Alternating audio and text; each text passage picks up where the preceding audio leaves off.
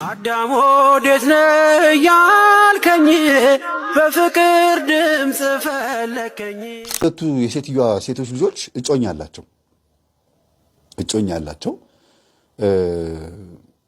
ከእጮኛቸው ጋር ሰላም ናቸው። ምን እስከሆኑ ድረስ ናይት ክለብ ይጨፍራሉ በገንዘባቸው፣ እንደፈለጉ ናቸው። ይበላሉ፣ ይጠጣሉ። ሮብ ዓርብ የለ ምን የለ። እናታቸው ቆራቢ ሆና እነሱ ግን ጭራሽ አይገናኙ ከእናታቸው ጋር። ፍንድት ያሉ ፍንዳታዎች ናቸው ከቤት ሲወጡ። ቤት ግን ጨዋ ናቸው። ቤት ሲደርሱ መስከረብ ጣል አድርገው የሚገቡት ፍሪክ ናቸው። እና ለኃጢአት ሲሆን ለዝሙት እስከሆነ ድረስ እጮኛቸው ወይም ፍቅረኛዎቻቸው ከነሱ ጋር ማች እስካደረጉ ድረስ ምንም የጎደለባቸው ነገር የለምና መናፍስቶቹ ሰላም ናቸው። ልክ መስገድ፣ መጾም፣ መጸለይ ሲጀምሩ፣ ወደ እግዚአብሔር መጠጋት ሲጀምሩ ፍቅረኛዎቻቸው ማመናጨቅ፣ መማታት፣ ነስር በነስር ማድረግ ምናምን ጀመሩ። ይሄ ነገር ምን ተስፋ የሚናገረው ነገር እውነት ነው እንዴ? ለምን ከእጅ ያመለጥሽኝ እያለ እኮ እየደበደበኝ ነው ማለት ነው። መንፈሱ ደሜን እያስደማኝ ነው፣ ማነው ደሜን እያፈሰሰ ነው ማለት ነው። ይሄ ነገር በእውነት ነው ብለው ሁለቱ እህትማማቾች በ2 ዓመት ልዩነት ነው እንትን የሚሉት። አርፋችሁ ተቀመጡ፣ በፖሊስ ማለት ነው። ሁለቱም ፍቅረኞቻቸውን ጠርተው እንዴ በአንድ ጊዜ እኮ ሁለታችሁን ተቀየራችሁብን፣ ለመቀየራችሁ ምልክቱ ይሄ ነው ብለው ግልጽ አገው ነገሯቸው። እኛ የአውሊያ የቃልቻ አምላኪ ቤተሰብ ልጅ ነበርን። ልክ አሁን መስገድ ስንጀምር እንደዚህ ሆናችሁ አሁን አምነህበት ትገባለህ አትገባም ሲለው ጊዜ በዓል ሰላማት ቻው ብሎ ሄዱ። በቃ ሁለቱም ሄዱ። ቤት ውስጥ ለሚፈጠሩ ችግሮች ምክንያት የሚሆነው ባዕድ አምልኮ ይመለክበት የነበረበት ቤት ከሆነ፣ ጠንቋይ ጋር ደብተራ ጋር ምናምን ጋር ትሄዱ ከነበረ፣ ዛር ይመለክ ከነበረ፣ የዛር ይመለክበት የነበሩ ቤተሰቦች ልጆች ከነበራችሁ፣ ብቻ በአጠቃላይ የመናፍስት አሰራር የሚያውቅ ቤተሰብ ከነበረ ጥቃት አለ። በቃ ይሄ ነው። እግዚአብሔር ከዚህ ነገር ያድነን። መዝሙር 50 መዝሙር 58 መዝሙር 101 እና 102 ይሄ እንደዚህ አይነት ቤተሰብ ካደጋችሁ ይሄን ጸልዩ በየጊዜው 101 እና 102 እግዚአብሔር የሚሰራውን ነገር አታውቁም። እግዚአብሔር ላይ በደንብ አድርጎ ነው የሚሰራው። እግዚአብሔር እኛ ዝግጁ ስላልሆነን ነው። እና እግዚአብሔር ቤቱን ይባርክ። እግዚአብሔር ህይወታችሁን ይባርክ። ወንድማችን ደግሞ ይሄ ነገር ትላለህ እና ወደዚህ እሺ፣ ምንድን ነው ያልኩህ? እሺ ቡዳ። እሺ ሌላስ? መተት ምን አድርጌ ተባልክ? አፍዛት። ሌላስ? እንዳትማር፣ ከቤተሰቦቿ እንዳትስማማ አድርጋት ብያለሁ። በቃ አሁን ግን ፈክቶኛል፣ አሰቃይቻታለሁ። የኢኮኖሚ ተንታኞች ብዙ አይነት አካሄዶችን ለመተንተን ይሞክራሉ። ከአንዳንድ የኢኮኖሚ ገለጻ ባህሪ ውስጥ አንጻር ሲታይ ደግሞ ትንታኔያቸው ሰው ስራ አይሰራም ነው አንደኛው። ሁለተኛው የስራው መስክ በተለያየ አይነት መንገድ ደካማ ነው። ለእድገቱ ለእድገት መምጣት ትልቅ አስተዋጽኦ የሚያደርገው በአብዛኛው የስራ ጊዜ አለመኖር ነው ይላሉ። መንፈሱስ ትንታኔ ውስጥ አልገባም። መንፈሱ ሳይንስ ውስጥ አልገባም። መንፈሱ አእምሮ ውስጥ ያለው ጥቃት ሜዲካል ትምህርት ውስጥ አልገባም። መንፈሱ በኢኮኖሚስቶች አስተሳሰብ ፕላን ውስጥ አልገባም። እየሰራ ፋብሪካው የሚደይበት ጊዜ አለ። እየሰራ ነው። መኪናው ቀን ከሌሊት እየሰራ ገንዘቡ የማይጨበቅ ጊዜ አለ። ግን እየሰራ ነው። የመናፍስት ዓለምን ረስተናል። በቃ እሺ ምን አደረግ? እንዳትማር አመት ነው። መተት 4። እሺ ሌላውስ? ቡዳ 7። እሺ መተቱ ምን አድርገህ ተባልከና? መተቱ እንዳትስማማ እንዳትማር ነው። መተቱ እንዳትማር በሴት ነው ወንድ? በወንድ። ለምን? በቃ ቀናውባት። ቅናቱ ምንድነው? አላማ አለኝ ትለኛለች። አላማ አለኝ፣ ቤተሰቦቼ እረዳለሁ፣ እኔ እማራለሁ ትለኛለች። ከዛ ቀናህባት? ቀናሁባት። በምን ሰጣሃት? እኔ አበላት። በምን? በጓደኛዋ በኩል ገብቼ በገንፎ አበላዋት። ገንፎ ትወዳለች። አዎ ገንፎና በሶ ትወዳለች። በሴት ጓደኛዋ በኩል ገብቼ አበላዋት። ገንፎ በጣም አበላዋት። ይጣፍጣል እያለች። ስንት ዓመት ነው ከገባ አንተ? እኛ 4 ዓመታችን። አላማ አለኝ የሚለውና ሰው አትወድም? አንወድም። እኛ የሚያጨስ የሚቀም ሰው ነው የምንወደው። የሚጠጣ ሰው በቃ የሚያጨስ የሚቀም የሚጠጣ ሰው ነው የምንወደው እኛ። ዋጥ ነው። ፈጠን። በኢየሱስ ክርስቶስ ስም ድምፅ አይሰማኝም። በድንግል ማርያም ስም፣ በቅዱስ ሚካኤል ስም፣ በቅዱስ ገብርኤል ስም ወደ ሲኦል እንገባለን። በስላሴ ስም ሲኦል ታስረናል። ቶሎ ሰባቴችሁ ነው። እባካችሁ እናታችሁና አባታችሁን ተንከባከቡ። አንድ መንከባከብ ማለት ሄዶ ማየ ምን ይበን አይደለም። የነፍሳቸውን ጉዳይ ሳትፈጽሙላቸው ከቤት አትውጡ፣ አትጣሏቸው። ከነሱ ጋር እሰጥ አገባ አትግቡ፣ እልህ ውስጥም አትግቡ።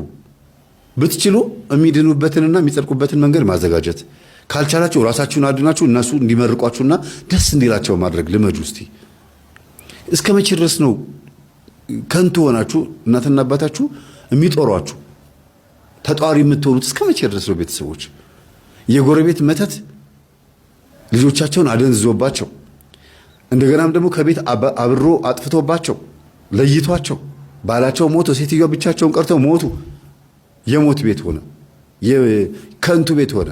ግን ዛፉ ስለተቆረጠ ብቻ ነው አይደለም። ሴትዮዋ ሟርቷን ስለምትናገር ስለምትራገም፣ እነሱም ደግሞ እርግማኑን የሚቀበል አካልና ሰውነት ላይ ስለነበሩ ነው። በመንፈሳዊ ሕይወታቸውም ጠንካራ አይደሉም። በኖርማልም ስብናቸውም ልክም አልነበሩ። ማህበረሰቡን ራሱ ትክክል የሚቀበሉ ልጆችም አልነበሩ። እናታቸውን እንኳን መቀበል አልቻሉም። ተቀይመው ነው የሞቱት። እናትየውም ተቀይመው ነው የሞቱት። ልጆቹም ደግሞ እናታቸውን እንደተቀየሙ ነው ያለፈቻቸው።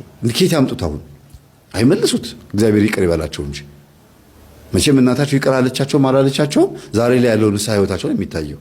ስለዚህ ብትችሉ ማለት ነው። እኔ እንደዚህ ከንቱ የሆንኩት እማዬ ከጎረቤት ጋር ተጣልቶ ሊሆን ይችላል ማሰብ አንድ ነገር ነው። እንዴ ይራገማሉ እኮ አንዳንዶቹ። እናትና እናት ሲጣሉ እንደዚህ ይሆኑብሽ፣ ልጆችሽ እንደዚህ ይሆኑብሽ፣ ዘራ ይወጣልሽ፣ ከንቱ ይበተኑብሽ ምናምን ብለው የሚራገሙም አሉ እኮ። እርግማን ቀላል አይደለም ቤተሰቦች። ከዛስ መተት አለ ከእርግማን፣ ከዛ ሟርት አለ። አይ እንደው ልጆችሽ እንደው ዝም ብለው ከንቱ ሆነ ቀሩ ይሁን እስቲ ምናምን ይላሉ። ይሄ ሟርት ነው፣ እንዳይሳካላቸው ማሟረት ነው። ይሁን እስቲ ነው ይሞክሩ ነው። እናትም ራሷ ልጆቿ ላይ ታሟርታለች። የእናት ክፉም እኮ አለ። አንዳንድ ጊዜ ከባድ ነው የምንሰማው ነገር። ከውስጧ የወጡትን ልጆች መርገም፣ ከውስጧ የወጡትን ልጆች እንዳይሳካላቸው ፍርድ ቤት ሄዶ መክሰስ። እኚህ ሴትዮ ስለከሰሱ አይደለም፣ የእሳቸው ልጆቹን ለቁም ነገር እንዲበቁ ነው። ግን ሆን ብለው የሚከሱ አሉ። ምቀኝነት ተነስተው የእንጀራ ልጅ ምናምን ተዉት። የእንጀራ ልጆቻቸውን ማንገላታት ይሄ ተዉት። የገዛ ልጆቻቸውን ከገዛ ልጆቻቸው ጋር የማይስማሙ እናቶች አሉ። ሁሉ ነገር ትውት አድርገውት የእናት አንጀት እንኳን እንዲኖራቸው አይፈቅዱም። ለዛሩ ተገዢ የሆነ ማንነት ነው ያላቸው። ይቅር በላይ ብለው ድፍት ማለትን አይችሉበትም። ሁልጊዜ ከዛው አምልኮ ጋር ከዛው ሰይጣን ጋር አብሮ ተርመጥምጦ መሞትና ብሎ በቃ ሰጥ ብሎ ማለፍ። እንዲህ የዘላለም ስቃይ ለመቀበል ሰው እንዴት ይቸኩላል? እዚህ ጋር ያለው ነገር አስወግዶ ቢከፋም ቢለማም ምን ሳይሻል አይቀርም ነው የሚባለው አይደል እንዴ? ምንድነው ከጽድቅ ከኩነኔ ጽድቅ ምን ሳይሻል አይቀርም የሚባል ተረት አለ። ነው አምጡልኝ ባካችሁን፣ ረሳሁት። ቢሆንም ባይሆንም ነው ሲኦል ከመግባት መቼም ይሻላል አይደለም እንዴ? ሲኦል የሚባልም ገነት የሚባልም እንኳን ባይኖር የሚል ትርጉም ነው ያለው። አጠቃላይ ባይኖር እንኳን መልካም ሰው ሆኖ ማለፍ ስም ከመቃብር በላይ ነው። ይኸው 100 ዓመት 200 ዓመት 1000 ዓመት ያለፋቸው እንኳን በመጽሐፍት ታሪካቸው አለ። ስም ከመቃብር በላይ ነው። እነሱ ሄደው አልፈዋል፣ ፈርሰዋል፣ በስብሰዋል። በቃ በጣም ብዙ ነገር ውስጥ በቃ ልታወጡ ልትመልሷቸው ማትችሉ ሰዎች ሆነው ብዙ የህይወት ውጣ ውረዶቻቸው ግን ተጽፎ ተቀምጧል። ኃጢአትም ከሆነ ጽድቅም ከሆነ ማለት ነው። የቅዱሳን በገድላቸው የርኩሳን ደግሞ በዛ በክርፋታቸው ተጽፎላቸዋል። አስማቱም ድግምቱም ተጽፎ መጥቷል። ሁሉም ስም ከመቃብር በላይ ሆኖ እንግዲህ እዚህ ዘመን ደርሷል ማለት ነውና ብትችሉ እንኳን ምንም ነገር እንኳን የለም ብትላችሁ ብታስቡ ሰማይ ላይ አለ እንጂ መልካም ሆኖ ማለፍን የመሰለ ነገር የለም። ዝም ብሎ ደግ ሆኖ ማለፍ የዋህ ሆኖ ማለፍ፣ ብልጣብልጥነት እንዳላዋጣ ከሰው መማር፣ ከመጽሐፍት መማር፣ ተንኮል፣ ምቀኝነት፣ ሰው መግደል፣ ጦርነት እንዳላዋጣ ካለፉት ተምሮ ዝም ብሎ የዋህ ሆኖ ደግሞ ምርጥ ሰው ሆኖ ማለፍ ይሻላል። በቃ ሁሉ ጋር ደስተኛ ሆኖ ማለፍ ይሻላል። እንዴት ሰው ያለፉትን ዘመን ማየት አቅቶት ቅድም እንዳነበብኩላችሁ ፍካሬ ኢየሱስ ላይ ሞትን እንኳን ማስተዋል የማይችሉ ህፃናቶች ናቸው። ሞትን ማየት አይፈልጉም ይላል። ስለ ሞት ማሰብ አይፈልጉም ይላል። ያለፉትን ዘመናት ሰዎች እንዴት ነው የሞቱት? እንዴት ነው የኖሩት? ምን በልተው እንዴት ብለው ኖረው? አሁን ይኸው ይነጋል ይመሻል እንኖራልና ልክ እንደዚህ ከሆነ ያለፉት ዘመን የሚኖሩት እንዴት ብለው ኖሩት? እንዴት አለፉት? እኛስ የሚታይ ቴሌቪዥን አለ፣ የሚነካ ስልክ አለን፣ ጊዜው እንደዚህ ያልፍልናል አይደል? ስራ ፈት ከሆነን ማለት ነው። እንደው ስራም የሚሰራ አለ። ቴክኖሎጂ በጣም ረቂቅ ነው። ድሮ ግብርና ብቻ ነው ወይም አርብቶ ማደር ወይም ደግሞ አንቦ ማደር ነው። ንብን ማነብ፣ ማር መስራት ወይም ደግሞ ከብት ማደለብ፣ እረኝነት ወይም ደግሞ ግብርና ነው። ከዛ በተረፈ የሚቀጠቅጡ ቢላ የሚሰሩ ባለሙያዎችና ሸክላ የሚሰሩት ናቸው። ሌላ ምን አለ? ሊቃውንት መጽሐፍት ለመስራት ብራና እንትን ያለው ያዘጋጃሉ ምናምን። አብነት ትምህርት ቤት ውስጥ ገብተው ትምህርት መማር እንዳሁኑ ቢሮ የለ፣ የተለያየ አይነት ትምህርት የለ፣ የሁሉ ኮሌጅ እና የሁሉ ዲፓርትመንት የለ፣ ባዮሎጂ፣ ኬሚስትሪ፣ ፊዚክስ ምናምን የለም። እንዴት ነው የተኖረው ስትሉ በጣም ይገርማል። ይሄ ትውልድ ያኔ ቢሆን ኖሮ ጭንቅላቱ አሁን ያለው ጭንቅላቱ ያኔ ቢሆን ኖሮ ይጨራረስ ነበር። በእርግጥም ያኔም እኮ እየተጨራረሱ ነው። በአንድ ጊዜ ስንት ሺህ ህዝብ ነው የሚረግፈው እኮ በጦርነት እና በሁሉም በዘመናቸው ሁሉም ኃጢአትን በደንብ አድርገው አጣጥመውት ነው ያለፉት። ጽድቅንም ልክ እንደዚሁ አጣጥመውት ነው ያለፉት። እኛ ዘመን ላይም ልክ እንደዛው ነው። ስለዚህ ካለፉት ዘመን ከመጽሐፍትና ከአንዳንድ ዶክሜንቶች ወይም ደግሞ ከዶክመንተሪ ፊልሞችና ከተለያዩ ጥናታዊ ጽሁፎች እንዲሁም ደግሞ ከታሪኮች መማር ያስፈልጋል። ዝም ብሎ ነፈዝ ሆኖ ማለፍ ጥሩ አይደለም። እግዚአብሔር ሰነፍና ነፈዝ ወይም ደግሞ ከንቱ ጉንጭ አልፋ የሆነ ትውልድ ከመሆን ያትርፈን። እግዚአብሔር ከዚህ ያውጣል።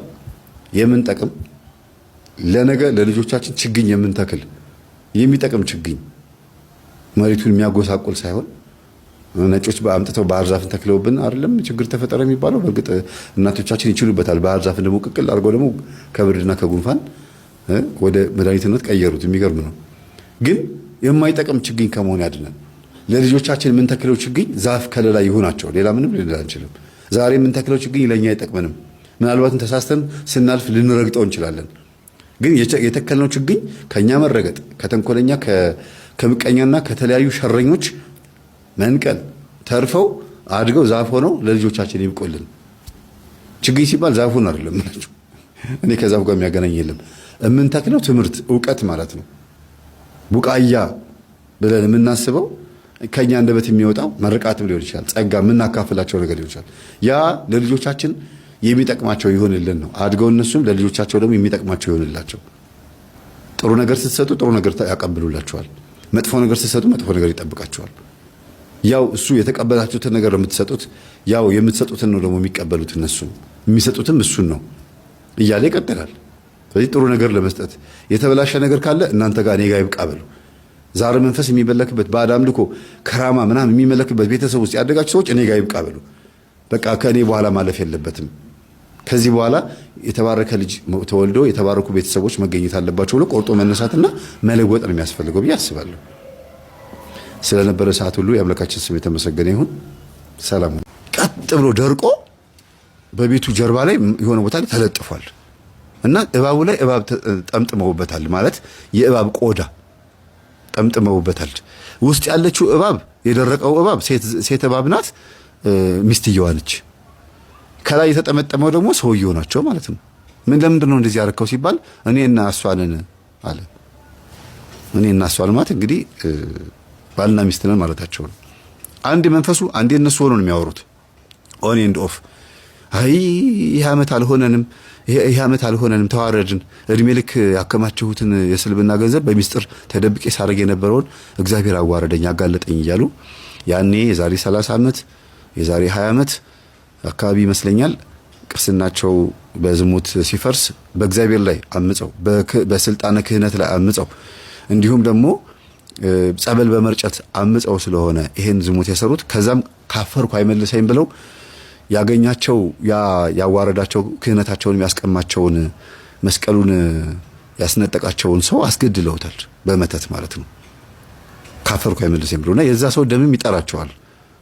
እና ምን ይላሉ ሲጮሁ የሱ ደም ነው ያጋለጠኝ፣ የሱ ደም ነው ያጋለጠኝ። በእጆት ነው እንደ የገደሉት አልኳቸው። አይደለም በመተት ነው የገደልነው እኛ እያለም ያወራል። እንደገና ደግሞ ሰውየውም ራሳቸውም ያወራሉ። ወጣ ገባ ነው በቃ ግራ የሚያጋባ ነው። አይ በቃ አንድ በነገራችን ላይ የቤት ሰራተኛዋ ይሄ ውርደት ከመጣ በኋላ ጠፍታለች። ከስቸው ብን ብላ ጠፍታለች። ለምን እሷንም ተገናኝቷት ነበር። አይምሬ ነው ልጁ።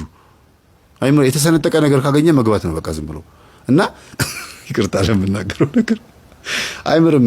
እናቱ ላይ ድግምት ያደረገ ይሄ ምን በጣም ከባድ ነው አንዳንድ ጊዜና ልጅቷ ብን ብላ ጠፍታለች። እና እናትና አባትን የሚጠራቸው የለም። ቤቱ ይሸታል። ሽንት ቤት የሚወስዳቸውም ሰው አልነበረም። በጣም ተቸግረው ነበረ ማለት ነው በዛሽ ቅጽበት ውስጥ። እና ቤቱ ተጸዳዳላቸው፣ ተስተካከለ፣ ሁሉ ነገር ተስተካከለላቸው። ሰራተኛ ተቀጠረላቸው። ጸሎት ክፍል ተዘጋጀ። በግድ ነው ስገዱ ይተውል። አልሰግድም ይላሉ። በምን ሰዎቹን እናገኛቸው? ባልና ሚስት ተሰውረዋል። ሰላቢ አይደለ? ሰላቢ ስለሆነ ሰልቧቸዋል። ልባቸውንም አይምሯቸውንም ህሊናቸውንም ሰልቦ መንፈሱ ብቻ ነው ፍጥጥ ብሎ ለ15 ቀን ያክል እየተመላለስኩኝ በእውነት መከራዬን አይቻለሁ። እንደው በእውነት እግዚአብሔር አይቶልኛል ብዬ አስባለሁ። መከራዬን አይቻለሁ። እየተመላለስን 15 ቀን ሙሉ ሂጂና እያቸው እያልኳት እቺ የመጀመሪያዋ ሰንበት ተማሪዋ ጎበዟ ማነው ጉባኤ የምትካፈለው አለች። ሂጂ እያቸው እያልኳት ወጥ ምግብ እየሰራችላል ከሰራተኛዋ ጋር እየተነጋገረች አባባ አልሰግድም ለካ ቀውሰዋል፣ አብደዋል። እና እንቅልፍም አጥተው ነው በብዙ ነገር ተጨንቀዋልና የእንቅልፍ ኪኒን እንዲወስዱ በዶክተር እንዲመረመሩ። ግማሹ የአማኑኤል እንትን አይደለም ዛር ነው ታውቋል። ዛርና ሰላቢ ነው። ስለዚህ ሌላ መድኃኒት ምናምን እንዳትሉ፣ ይሄ በኔ ቁጥጥር ውስጥ በቃ በኔ እጅ ውስጥ ያሉ ስለሆኑ ሌላ ነገር እንዳታበሉብኝ ብዬ ለሰፈር ሰው ተናግሬ በቃ እንዳትነኩብኝ ብሏል መምህር ተስፋዬ። እኔ ጨርሰዋለሁ ብሏል ተባለ። ግን የጨረሰችው ማናት? እቺ መንፈሳዊቷ ልጅ ነች። በመቁጠሪያ እየሄደች ከኋላ እየቀጠቀጠች ሄጅ ከዚህ እያሏት ከኋላ እንደ እንትን እየተሽከረከረች በዚህ እየመጣች ስትቀውር መጨረሻ ላይ ወደ ልቦናቸው እንዲመለሱ አድርጋ ልጄ አትምቺኝ ራሴ ነኝ እያሉ ወደ ልባቸው እየተመለሱ መጥተው ምን ሆነን ነው አሉ። ተጀመረ። ለመጀመሪያ ጊዜ ወደ ልባቸው ተመለሱ። እንዴ ወር ሆናችሁ እኮ ልጃችሁም ታስረዋል። አዎ በልጃችን መታሰር ምክንያት ነው አእምሯችን ያጣነው ማለት ነው አሉ። ልክ ነው። ልክ ታሰረ የሚባለውን ከሰሙ በኋላ ነው እንትን ያሉት። እና ሱቁ ተዘግቷል። ሌባም ገብቶ ዘርፎት ነበር ተባለ። ያው መቼም ይችን ግርግር ለሌባ ይመቻላል የሚባለው ይችን ግርግር ተጠቅመው በአጥር ዘለው የግቢውን በር ከፍተው ሽማግሌ ናቸው ብለው አስበው እኮ ነው በሩን ከፍተው ሙልጭ አደረጉት። ይሄን ያደረጉት ማን ናቸው እንግዲህ? አካባቢው ላይ ያሉት ባለሱቆች ናቸው ብሎ ሁሉም ሰው ይገምታል። 70-80% እንደዛ ነው የሚገምተው። ከዛም ደግሞ የሰፈሩ ላይ እሱ ያባረራቸው በመተት ያባረራቸው ዱርዮች ናቸውም ይባላል። ከበር ላይ በመተት እንዳባረራቸው የታወቀው የሰፈር ልጆች መተው ሲነግሩኝ ነው። ኧረ እኛንም እኮ ከዚህ አካባቢ ሂዱልኝ ከዚህ ያለን ለካ ሴቶቹን ሊያጠምድ ነው እኛንም እኮ ብናርጎን ያጠፋን እኮ በመተቱ ማን ብለው ተናገሩና ከተለያዩ የሰፈር ሰዎች የሰበሰብኩት መረጃ ነው እንግዲህ ለእናንተ ዛሬ ገጠመኝ ሆኖ ተቀናብሮ እዚህ ደረጃ የመጣው ለ1 ደቂቃ ያክል የነገርኳችሁ ማለት ነው። አሁን ይሄን ገጠመኝ እየሰማህ ነው ወንድሜ፣ የምነግርህን ስማ። ፖሊሱ ያስደመጠህ እንደሆነ ተስፋ አደርጋለሁ። ጆሮህን መቼን መድፈን አትችልም። ካለ መስማት መቆጠብ አትችልም። ሌላ ሐሳብ ማሰብ አትችልም። አባትህ እንዴት መንፈሱን እንደተዋረሱት መስማት የምትፈልግ ሆነ በደንብ አዳምጥ። አሁን ልባናቸው ከተመለሰ በኋላ አባትዬ የነገሩኝ ነው የምነግረው ለሱ። እንግዲህ እንዲህ አሉኝ ብዬ እሳቸው ጋር እንትን ከምል ለሱ ስነግረው በዛው አዳምጡ። ይኸውልህ ወንድሜ እድሜህ ጥሩ ነው ያለው። አፍላ እድሜ ላይ ማለት በቃ ለጋብቻ የሚመች እድሜ ላይ ነው ያለው። አግብተህ ወልደህ ጥሩ ህይወት መኖር የምትችልበት እድሜ ነው። በቀል ምናምን እንዳታስብ። ለምን ሰፈር ውስጥ ተዋረድን ብለህ እንዳታስብ። ለዚህ ሁሉ ውርደት የዳረጉ የአባትህ የስልብና ስራ ነው። ስላረጁ እሳቸውን አልፈልግም ስላለ መንፈሱ አንተ ላይ አረፈ። የቡዳ መንፈስ ያለባቸው አብዛኞቹ እናቶች ላይ ያለ መንፈስ አይናቸው ላይ ሆኖ ብዙ ህፃናትን ሲፈጅ የነበረ ብዙ ሰዎችን ሲበላ የነበረ መንፈስ እናቶች ሲያረጁ ወደ ልጆች ይሻገራል የሚባለውን በዚህ እመን። አንተ ላይም ስልብናው ተሻግሯል ማለት ነው። ያያቸው ሴቶች ለዝሙት የሚወድቁልህ የነካቸው ሴቶች የሚወድቁልህ እኮ በድግምት ነው፣ በተለማመድከው ድግምት ነው። ለምን ትክዳለህ? በቃ መካሪ የለብህም። ይሄን እመን። እልሁን ተወው። ይሄ ድንፋታውን ምናምን ተወው። እሱን ተውና አሁን ወደ ልብ ወደ ቀልብ ተመለስ። አባትህ ወደ ልባቸው ተመልሰዋል። ሰምተሃል? አሁን ሳወራ ይቺ ልጅ ይቺ እንትን መንፈሳዊቷ ልጅ መጀመሪያ ቀን ማስቲካ ገዝታ ስትሄድ ጣቷን ስትነካት ወሯታል፣ ነዝሯታል። ቤተክርስቲያን ስትሄድ ራሷን አሟታል። መጣች፣ ራሷን ቼክ አደረገች፣ ያዘችው። ስለዚህ አንተ ውስጥ ያለው ምንድነው ማለት ነው? ሰይጣን ነው ማለት ነው። የእግዚአብሔር መንፈስ መቼም ሴቶቹን እንደዚህ እንድትነካቸው አድርጎ ሁሉንም ሴት እንድትገናኝ ያደርጋል? አያደርግም። ስለዚህ ጥበብ አይደለም ማለት ነው፣ ጠባብነት ነው። ጥበብ ነው እያልክ አባቴ ያስተማሪ ጥበብ ነው እያልክ ስትመጻደቅብኝ ነበር እስር ቤት ልጠይቅህ ስመጣ። ስለዚህ ጥበብ እግዚአብሔር በዚህ ጥበብ ዝሙት እንድትፈጽም አይደርግህም። አይ ለመጥፎ ነገር ተጠቀሚበት ነው እንጂ መልካም ጥበብ ነው ብለህ የምታስብ ከሆነ መልካም ጥበብ ቢሆን ኖሮ እቺ ልጅ በቤቷ በመቁጠሪያ ስትቀጠቅጠው አቤት ብሎ ባልተናገረ ነበረ። ያ አጋንንት ነው አንተ መልካም ጥበብ የምትለው። ዛሬ ላይ አባትህ ላይም ተይዟል፣ እናትህ ላይም ተይዟል። ለቅዱስ ቁርባን እንዲበቁ እየተጋን ያለ ነው። ከእስር ቤት መፈሻ ጊዜ ደርሷል። በአመክሮ ልትወጣ ነው። ቅርብ ጊዜ እንደምትፈታ 1-3 ወር ምናምን ይቀራል እንደምትፈታ እየሰማን ነው። ስትወጣ ግን ፐርፌክት ሆነ እንድትወጣ ትምህርት ይዤልህ እመጣለሁ። በፍላሽ እንድትቀበለኝ ይፈልጋለሁ። ይሄን ትምህርት እንድትቀበለኝ የምፈልገው ፖሊሶቹ ፈቅደውልኝም እንድትቀበለኝ የምፈልገው አንተ እንድትለወጥ ብቻ ነው። ሌላ አንድና አንድ ምንም የለም።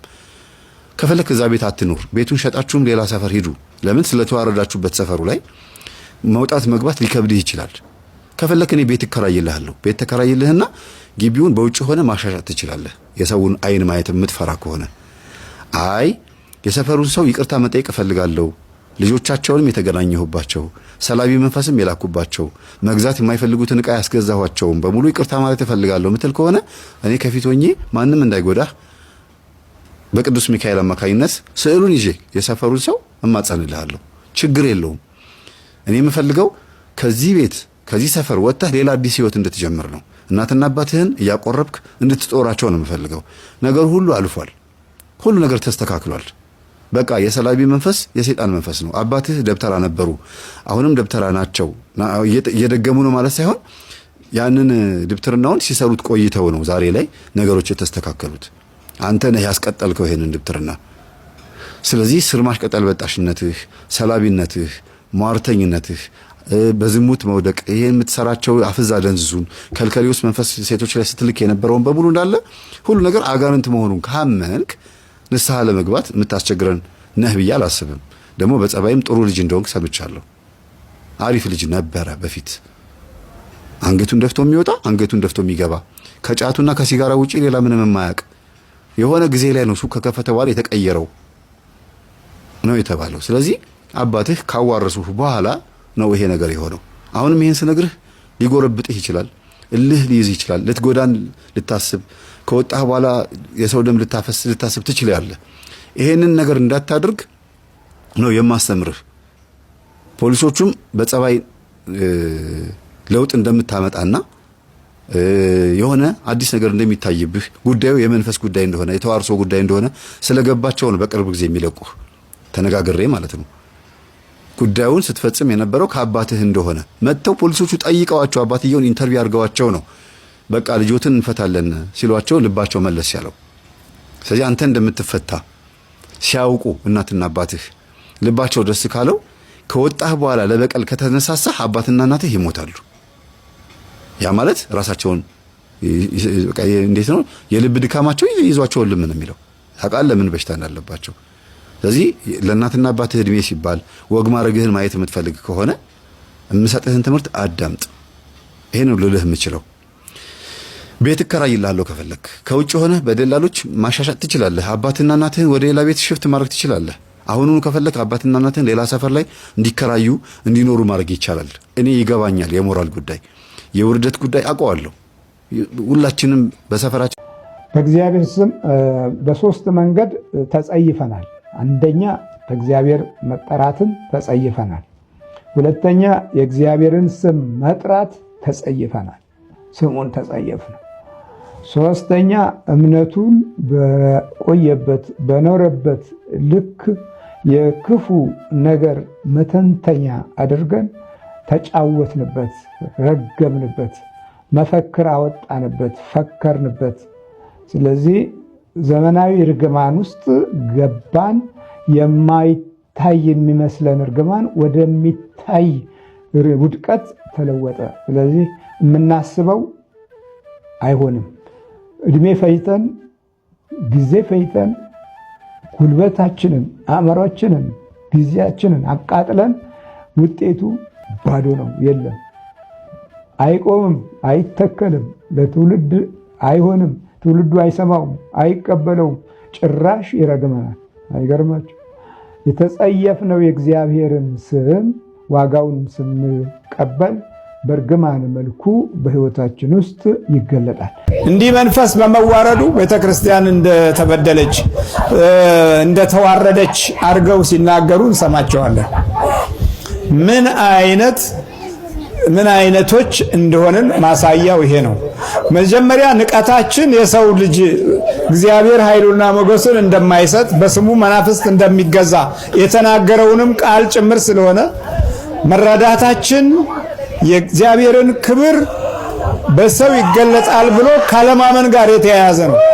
የተያዘበትን ኃይልና ጥበብ ባለማገናዘብ የንቀታችን ንቀት ትልቅነቱ እዚህ በመዳን ጉዞ ውስጥ የተጋለጠው መንፈስ ከወንዝ እንደሚጠራ አርገው ሲያስቡ የሚገርም ነው። ሁለተኛው እግዚአብሔር አምላክ በማዳን ጉዞ ውስጥ አጋንንትን ሊያወጣ ርኩሳን መናፍስትን ሊያባርር ተወለደ እንጂ ለዝናና ለክብር አይደለም። የመጀመሪያው ትልቁ ደቀ መዛሙርትን ሲጠራ አጋንንትን አውጡ ነው ያለው። አውጡ ሲባል ዛሬ አስገቡን በቀላሉ እንመለከተዋለን። የሚጎትተው አዋቂ፣ ትልቅ፣ ብርቱ ርኩሳን መናፍስትን ለሀብት ለገበያ የሚጠራው እሱ የቤተ ክርስቲያን ሰው፣ መስተፋቅር የሚሰራው አሁን ነገስትና ግርማ ሞገስ እያለ ኮተት የሚያበዛው እሱ የቤተ ክርስቲያን ሰው፣ እሱ ትልቅ፣ እሱ ብርቱ። አይ ተገላልጠናል። እሱ የማይደፈር፣ እሱ የማይከጀል፣ እሱ የማይበገር እንደዚህ አይነት ነው። ጠቋር አብሮ ይወለዳል፣ አብሮ ያድጋል። የህዝባችንን ችግር ላለመሳተፍ የምናወራው ወሬ በሙሉ የብዙውን ችግር አዳፍኖ ወጥሮ ይዞታል። ሩጫ መተት ዛሬ ሩጫ ቀን ነው። እሺ ሩጫ መተት አቤት ቁም የሩጫ መተት እንዲሮጥ ነው እንዳይሮጥ ነው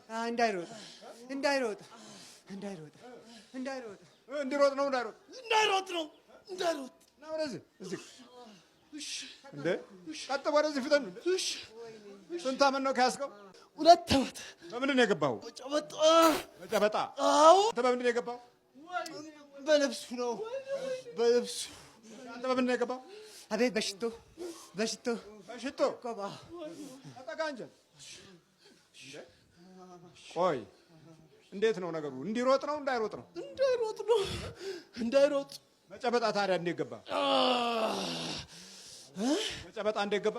በቃ በሌላ ነገር ስለማይገኝ በጨበጣ። እንዴት አድርገህ ጨበጥከው? እንዴ ደህና ነህ ብለህ እሱን ጨብጥና ሳይ እንዴት በጨበጥከው? እንዴት አድርገህ ገባ? እንደዚህ።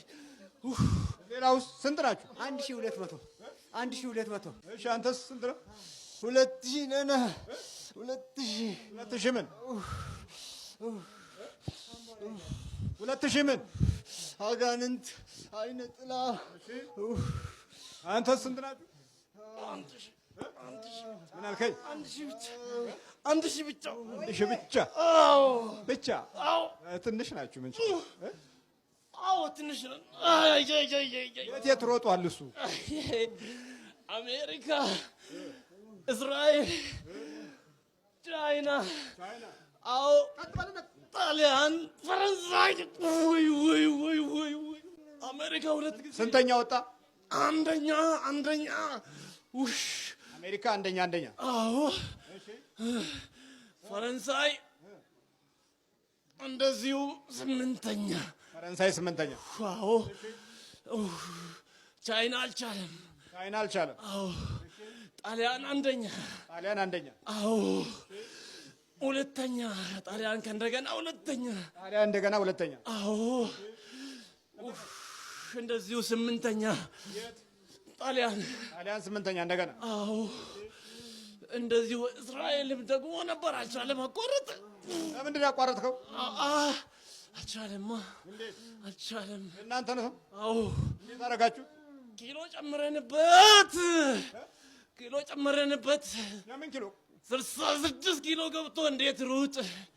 አውቀን ነው ይሄንን ያደረግነው። ለምን ኪሎ ጨመርክ እንዴ? ምን እናርግ? እዛ ሪከርዱን ሰብሮ ነበር። እዛ ለመጀመሪያ ጊዜ ከ1 እስከ 5 የወጡት ሪከርድ ሰበሩ። እዛ ማን ይባላል? ቱ ነበረ። ስሙ ማን ነው? በሩጫ ስሙ የሚጠራው ተሾመ ገላና። ተሾመ ገላና። አንደኛ የት ሀገር ነው የወጣው? አሜሪካ ሪከርዱን ሰብሮ መኪናውን የሚወሰድ እዛ ነው። የምን መኪና? መኪና እዛ ነው የወሰደው። ምን መኪና? ራቫፎር። ወይዛት በዛብን። እባክህ አሁን ምን ፈልጋችሁ? እሺ ተቃጠልን። አይደለም ምን ፈለጋችሁ ነው? ወዮ መሄድ ነው መቀመጥ ነው? አዎ ብቻለን ብንቀመጥ ደስ ይለን ነበረ፣ ግን አልተቻለንም። ምን እናደርግ? እሺ ወይ አሁን አንደኛ እንዲወጣ ነው የገባችሁት ወይስ ሁለተኛ እንዲወጣ ነው? ሽባ አድርግ ተብለን ተላግነው እንደውም ሽባ አድርግ የተባለ ሽባ እንዳይሰራ እንዳይለወጥ ባክኖ እንዲቀር። ወዮ ታዲያ እንዴት እናንተ ሰይጣኖች እንዲህ አይነት ሰው ላይ ምን አስገባችሁ? አንገባም ብላችሁ አትከላከሉ? ስራችን ነው መታዘዝ። ታዘን ነው። ምንድን ነው የምትጨናነቀው? ስነ ስርዓት ባለው ተናገሩ። ዛት በዛብኝ። ስንት ናችሁ? 1000። አሁን ሩጫ እኮ ድንበር አያገናኝ፣ አያጋፋ፣ ወሰን አያካል፣ ርስት አይደለ፣ ሩጫ ነው። ሩጫ ውስጥ ምን አስገባችሁ? አይ ልጁ ኃይለኛ ነው፣ በጣም ይሮጣል። የተመተታችሁት በጠንቋይ ነው በደፍተራ ነው? ደብተራ። በስንት ብር? ኧረ ትንሽ ነው። በስንት ብር? 1000 ነው። 1000 ብር ብቻ። ምን 1000? ምን 1000 ብር? 1000 ብር ብቻ? አዎ። ስንት ሀገር አቋርጦ ሮጦ የሚመጣውን በ1000 ብር? አይ ኧረ ትርክ ምርክ ሁላ ነው። አይ ትርክ ምርክ ከሆነን እኛ ያዘዘን እኮ ዝም ብሎ ነው። ጉልበት እንድትወስዱ ነው ወይስ ማደናቀፍ ብቻ? ማደናቀፍ ብቻ ሳይሆን ጉልበትም በሰው እድል መጠቀም። በድሉ? አዎ መጠቀም። በድሉ መጠቀም ነው ወይስ እንዴት? አልገባኝም። በድሉ ማለት በድሉ መጠቀምና እሱ ሽባ ሆኖ እንድቀመጠኝ እንድንሰራ። እንዴት ነው ሲሮጥ የምታደርጉት? እስቲ ሲሮጥ እንዴት ነው የምትይዙት? ያሳከክን። እስቲ እንዴት ነው? እንዴት ነው? አሳዩ። እንዴት ነው የምትጎትቱት? ልክ እየሮጠ ሳለ ማሳከክ። እዚህ። አዎ። የቱ ጋር ነው የምታሳከኩት? ይህን ትከሻ ግጥም አድርጎ መያዝ። ይህንን። እሺ ሲሮጥ እስቲ ያዙትና አሳዩኝ። ይኸው እስቲ ሲሮጥ እንዴት እንደምትይዙት።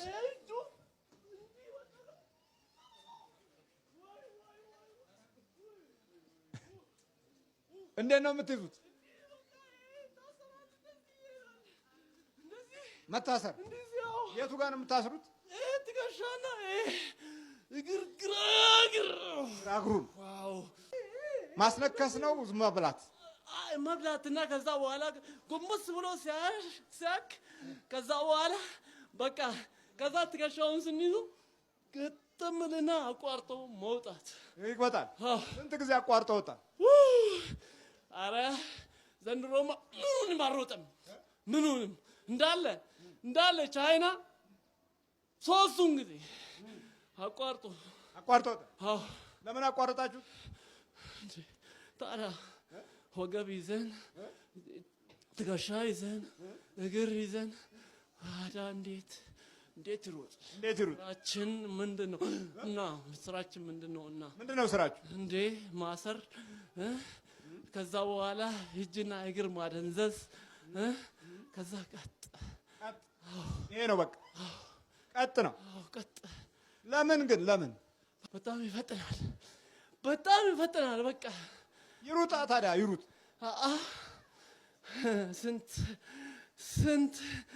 ስንትና ስንት እኮ ነገር አለ። እኛ ምንም ጫንሶኛ አላገኘን። እሱ ግን እንዴት እንደሚሮጥ እየቆረጠ ማን ከተለው ትሬኒንግ ማን ከተለው መቁረጥ ነው ስራው። በቃ እዚህ ቁጭ ብለው ያሉ አብረው እየተንተሰተሱ አንዴ ከኋላ አንዴ ከፊት እየሆኑ የምቀኝነት አይኖቻቸውንና የምቀኛ ልቦናቸውን ሰው ላይ ይዘራሉ። ግን ሁሉም ሰላማዊ ይመስላል። በውጭው ሲታይ ሰላማዊ ነው። ሁሉም ሰላማዊ ነው። በጎ ይመስላል። በአንደበት ሲታይም ጥሩ ሰዎች የሚመስሉ አሉ። በሰይጣናዊ አካሄድ ከዲያብሎሱ በልጠው እንደውም አለቃው ሳይሆኑ ይቀራሉ። የዲያብሎሱ አለቃ የሚሆኑበትም ጊዜ ሳጥናኤል ብዙ ሰራዊት አለው። እሺ በቃ አሁን ደስ ይላችኋል እሱን እንዲህ በማድረጋችሁ? እንዴ በቃ ስንት ዓመት ጎተታችሁት? ከሩጫ በቃ መኪና ጋር ወሰደ በኋላ አንድ ሩጫ ብቻ በቃ። ምን ከወሰደ በኋላ? ይሄ መኪና ከወሰደ በኋላ። የቱ ነው መኪናው? እዛ ጋ ነው ያለው። ምንድን ነው እሱ? ራባፎር ተሸልሞ ነው? የት ነው የተሸለመው? አሜሪካ። ታዲያ ቢሸለም ምን አለበት? ታርጌቱ ብዙ ስለሆነ ማሰናከል ነው። መቼ ነው የተባረኩ ሰዎች የሚወለዱት? ለሰዎች በጎ የሚያስቡ መልካም እድገትንና ጥሩ ቤተሰባዊ ጠባይ ያለው ሰው መቼ ነው የምናገኘው? እሺ የት ሮጧል እሱ? ሲንጋፖር። እሺ ወደዚህ ነው። እሺ ሲንጋፖር ስንተኛ ወጣ? ወደዚህ ነው። አልቻለም ሲንጋፖር ላይ። እሺ ሌላስ ሀገር? ባህሬን ሮጧል። እዛ አሸንፏል። የት? ባህሬን። አዎ። ስንተኛ ወጣ ባህሬን? አንደኛ ነው። አንደኛ ባህሬን። ሌላስ? እዛ ብቻ ነው። ከዛ በኋላ ማቆም ነው። እንዴት ቆማችሁ? አዎ ክለብ ሁሉ ነበረው ራሱ አቋቋመው። ሌላም አካውንታንት ነው። በዛ ላይ አዲስ አበባ ዩኒቨርሲቲም ተምሯል። ዩኒቲ ተምሯል። ዲፕሎማ አለው። እንዳይሮጥ ነው፣ ስራ እንዳይሰራ፣ ከቤተሰቦቹ እንዳይስማማ። አዳም ወዴት ነህ ያልከኝ፣ በፍቅር ድምፅ ፈለከኝ። አልብሰኛል ነጩን ልብስ፣ እወድሃለሁ ኢየሱስ፣ አከብረሃለሁ ክርስቶስ።